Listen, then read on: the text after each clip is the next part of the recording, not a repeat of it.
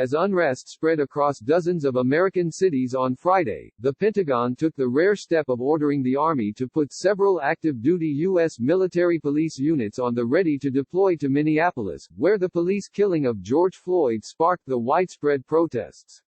Soldiers from Fort Bragg in North Carolina and Fort Drum in New York have been ordered to be ready to deploy within 4 hours if called, according to 3 people with direct knowledge of the orders.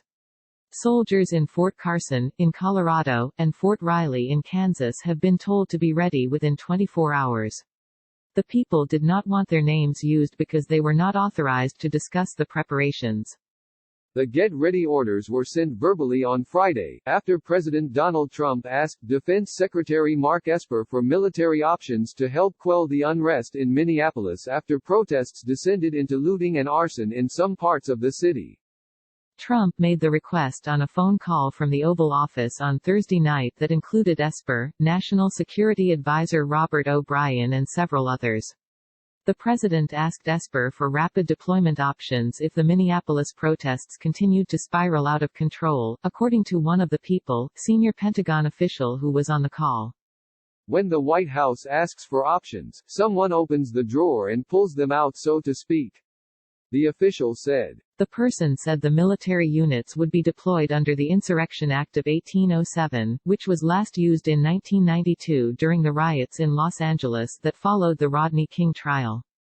If this is where the president is headed response-wise, it would represent a significant escalation and a determination that the various state and local authorities are not up to the task of responding to the growing unrest. Brad Moss, a Washington, D.C.-based attorney, who specializes in national security. Members of the police units were on a 30-minute recall alert early Saturday, meaning they would have to return to their bases inside that time limit in preparation for deployment to Minneapolis inside of 4 hours. Units at Fort Drum are slated to head to Minneapolis first, according to the 3 people, including 2 Defense Department officials. Roughly 800 U.S. soldiers would deploy to the city if called.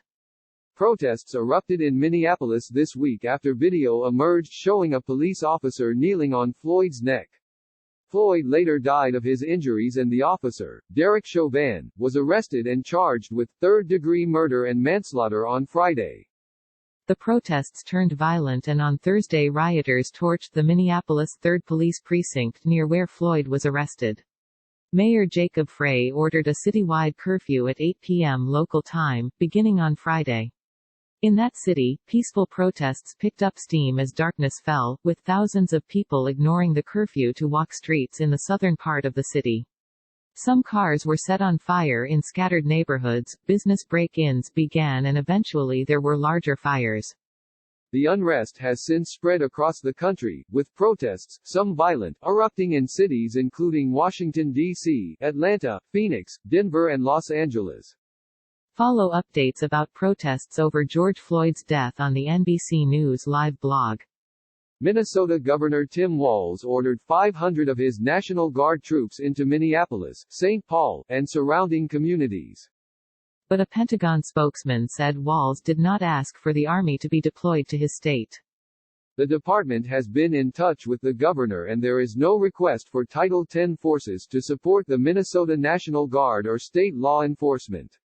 Title X is the U.S. law that governs the armed forces, and would authorize active-duty military to operate within the U.S. Alyssa Farah, the White House Director of Strategic Communications, said the deployment of active-duty military police is untrue. False, off the record, Title X not under discussion, said Farah in an email response. No off-record agreement was negotiated with the Associated Press. The 16th Military Police Brigade forwarded the app's questions to the Defense Department. The 3 officials with direct knowledge of the potential deployment say the orders are on a classified system, known as the Secret Internet Protocol Router or SIPR for short. Active duty forces are normally prohibited from acting as a domestic law enforcement agency. But the Insurrection Act offers an exception. The Insurrection Act would allow the military to take up a policing authority it otherwise would not be allowed to do, enforcing state and federal laws, said Stephen Vladeck, a University of Texas School of Law professor who specializes in constitutional and national security law. The statute is deliberately vague when it comes to the instances in which the Insurrection Act could be used, he said. The state's governor could ask President Donald Trump to take action, or Trump could act on his own authority if he's determined that the local authorities are so overwhelmed that they can't adequately enforce the law, Vladeck said.